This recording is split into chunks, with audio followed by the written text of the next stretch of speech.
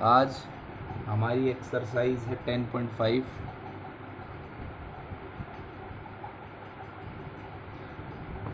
Exercise 10.5 area between two curves. Area between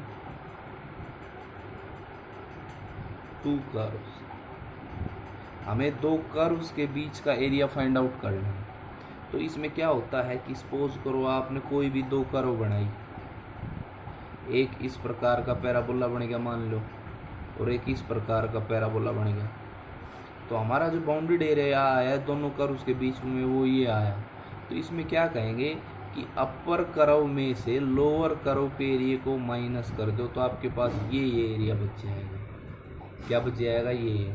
तो भैया upper curve you नहीं, ये ऊपर गई थी ये अपर हो जाएगी नहीं भाई। अपर कर्व जो आपकी कहलाएगी वो ये वाली कहलाएगी, ये आपकी अपर कर्व है।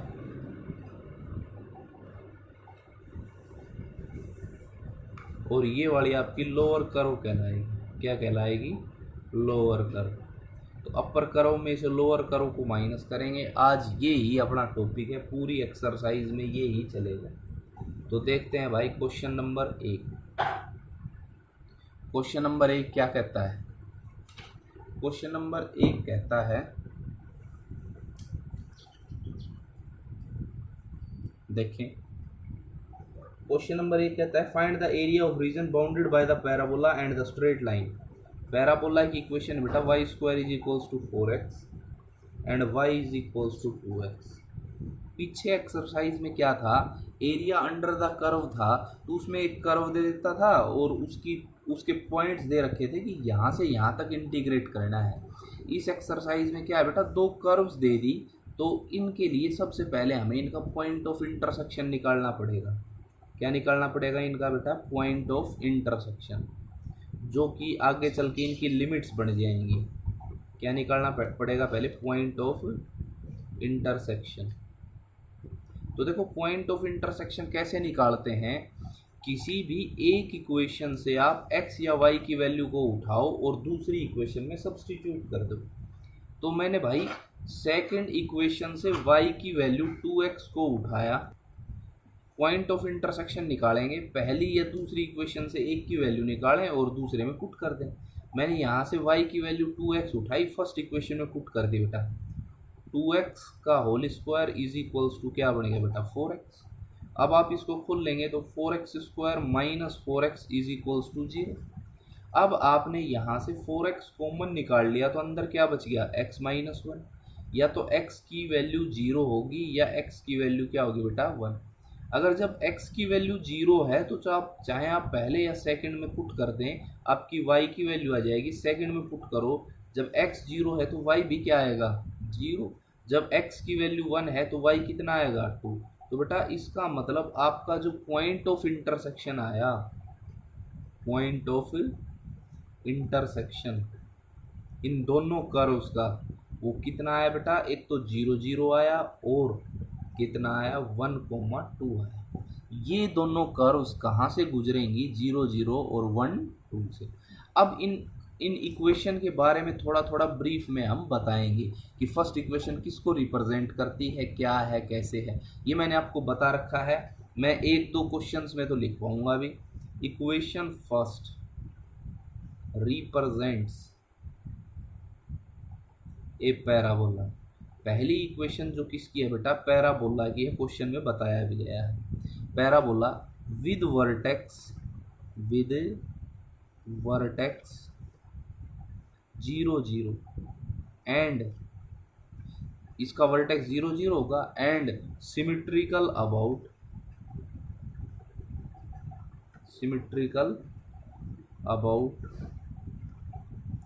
x axis because it contains even power of y। अगर x एक्सिस के अबाउट सिमेट्रिकल है, x एक्सिस पे फिगर बनेगी, तो भैया यहाँ हमारा x कैसा है? पॉजिटिव है। x पॉजिटिव किधर होता है? राइट हैंड साइड में। तो हमारा कैसा पैराबोला बनेगा? Right handed parabola. And forms a right handed parabola. कैसा पैराबोला बन जाएगा भाई? Right handed parabola. ठीक है, ये फर्स्ट इक्वेशन के लिए आप इस प्रकार से बताएंगे। सेकंड इक्वेशन है वो आपकी एक स्ट्रेट लाइन की इक्वेशन है। सेकंड इक्वेशन किसकी है बेटा? स्ट्रेट लाइन की। तो आप सेकंड के लिए केवल इतना लिखेंगे जो मैं बता रहा हूँ, equation second represents a straight line. ठीक है, स्ट्रेट लाइन की इक्वेशन है विच पासिस थ्रू, जो कि गुजरेगी 0 0 एंड 1 2 से। ठीक है, केवल इतना लिखना है, विच passes through 0 0 and 1 2, जो कहाँ से गुजर जाएगी? 0 0 और 1 2 से। अब बेटा इनका ग्राफ बनाएंगे। देखो आप लोगों को पता चल गया इक्वेशन फर्स्ट जो थी वो पैराबोला की थी और राइट हैंडेड पैराबोला बनेगा और उसका वर्टेक्स क्या है? 0 0, यानी कि वो हमारा पैराबोला इस प्रकार से बन गया। ये हमने पैराबोला बना दिया भाई। ठीक है, उसके बाद में जो स्ट्रेट लाइन है वो कहाँ कहाँ से गुजरती है? 0 0 1 2 से। भैया इनका पॉइंट ऑफ इंटरसेक्शन भी ये पॉइंट ऑफ इंटरसेक्शन का मतलब ये दोनों कर्व्स आपस में कहाँ काट रही हैं?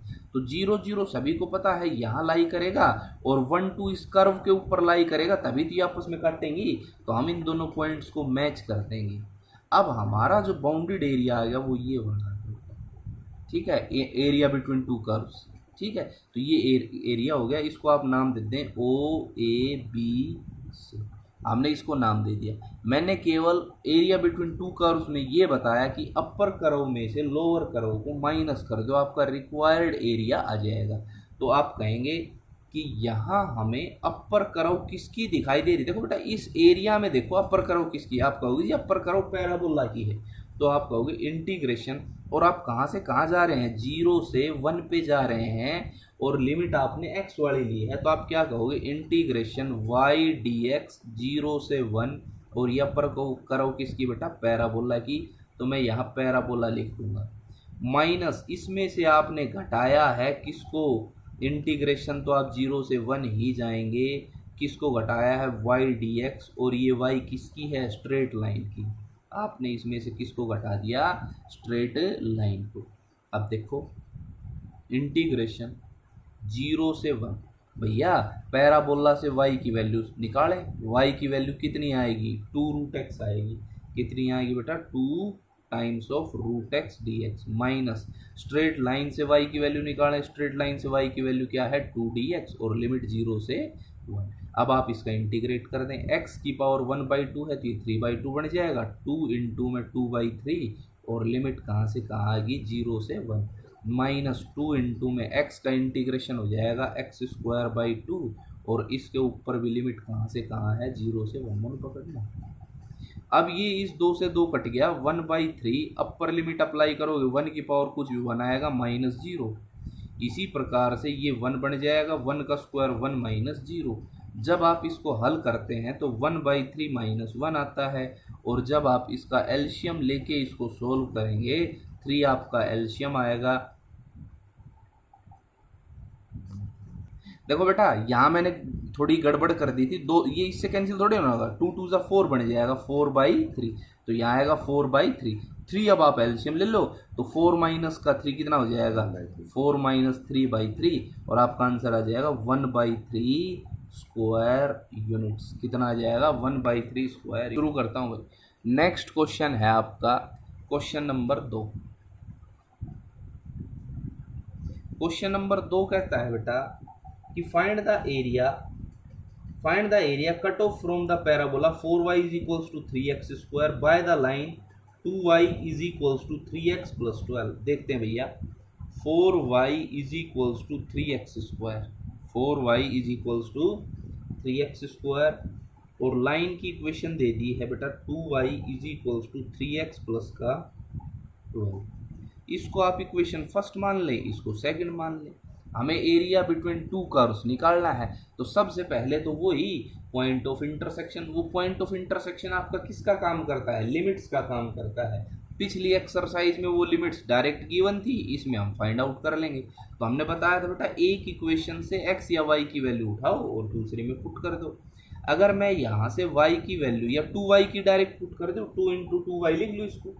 तो यहाँ 2 इंटू बेटा 2y, तो 2y की वैल्यू क्या बनेगी 3x प्लस का 12, या आप यहाँ से y की वैल्यू निकाल लें डिवाइडेड बाई 2 और इसको यहाँ पुट कर दें, बात एक ही आएगी।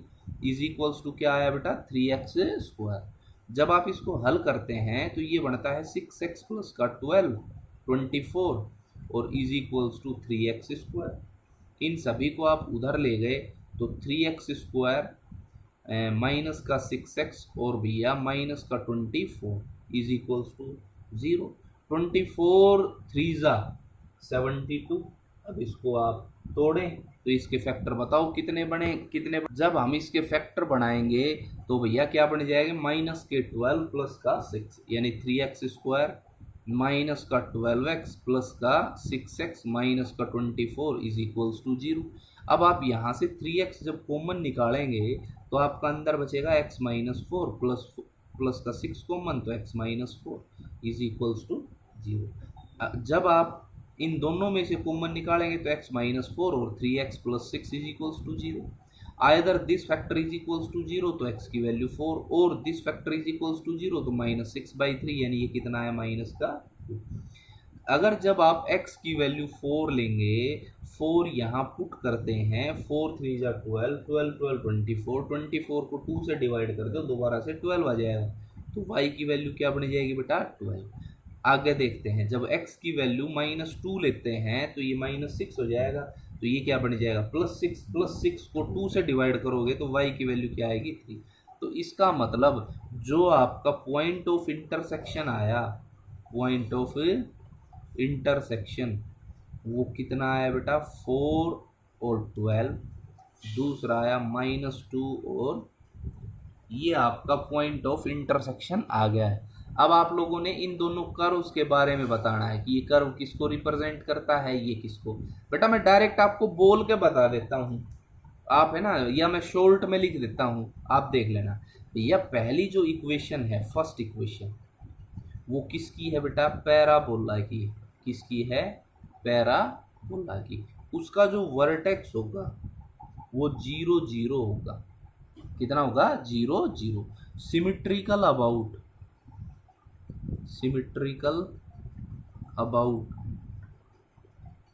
वाई एक्सिस, किस एक्सिस के अबाउट सिमिट्रिकल होगा वाई के, because it contains even power of x. क्यों है बेटा ये, because contains even power of x, contains even power of x. अब सीधी सी बात है अगर y एक्सिस के अबाउट सिमेट्रिकल है या तो ऊपर बनेगा या नीचे बनेगा। अब यहाँ हमने देखा कि X square is equals to positive y है, तो इसका मतलब y पॉजिटिव किधर होगा अपवर्ड डायरेक्शन में, तो हमारा पहला पैराबोला बन जाएगा अपवर्ड पैराबोला। कैसा पैराबोला बन जाएगा अपवर्ड पैराबोला। ठीक है बेटा पैराबोला के बारे में लिखेंगे। दूसरी इक्वेशन जो है सेकंड इक्वेशन जो है वो स्ट्रेट लाइन की है, किसकी है बेटा स्ट्रेट लाइन की है। विच पासिस थ्रू, जो गुजरेगी, विच पासिस थ्रू कहाँ से गुजर जाएगी 0,2 से और माइनस का 2,3, कहाँ से गुजर जाएगी 0,2 से और भैया -2,3 से। अब इसका है ना हम अपना फिगर बनाते हैं, ग्राफ बनाते हैं। देखो बेटा आपने बताया कि अपवर्ड पैराबोला बनेगा, तो ये हमने अपवर्ड पैराबोला बना दिया है, ये हमारा अपवर्ड पैराबोला हो गया है। अब आपने बताया कि लाइन कहाँ से गुजरेगी जब x की वैल्यू 0 हो y की वैल्यू 2 हो, तो 0,2 यहाँ आएगा। फिर दूसरा क्या बताया माइनस का 2, x की वैल्यू -2 है और y की वैल्यू, अरे 4 था ये 4 12, सॉरी भाई मैंने गलती से लिख दिया 4 12 था। x की वैल्यू 4 और y की वैल्यू 12 यहाँ आएगी, x की वैल्यू 4 y की वैल्यू 12 यहाँ आएगा। उसके बाद x की वैल्यू -2 y की वैल्यू 3, तो x की वैल्यू -2 यहाँ से आ जाएगी और y की वैल्यू 3 यहाँ आ जाएगा।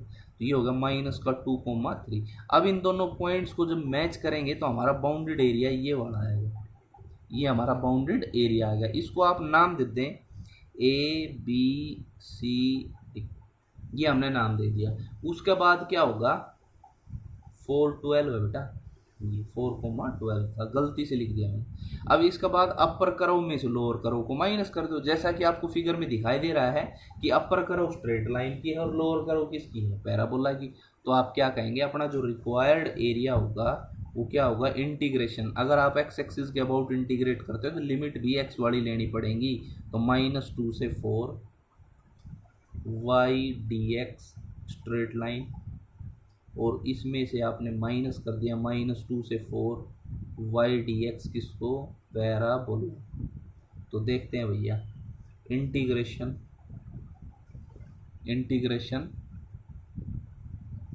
-2 से 4 स्ट्रेट लाइन के लिए y की वैल्यू होगी बेटा 1/2 बार हो जाएगा 3x प्लस का 12 dx, माइनस इंटीग्रेशन -2 से 4 और पैराबोला के लिए y की वैल्यू हो जाएगी 3/4 बार हो जाएगा x² dx।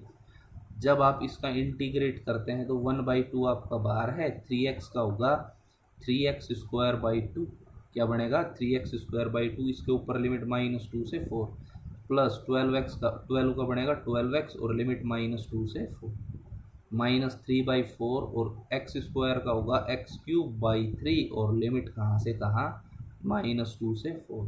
बेटा अब इनको हम सोल्व करते हैं तो ये हमारा 1/2 यहाँ आएगा 3/2, upper limit 16 minus lower limit करोगे 4 हो जाएगा, plus 12 into upper limit 4 lower limit -2, तो माइनस माइनस क्या बना लेगा प्लस का 2, माइनस इस 3 से ये 3 कैंसिल, 1/4 4 का क्यूब होगा 64 माइनस 2 का क्यूब -8 और माइनस माइनस क्या बना लेगा प्लस बना लेगा भाई।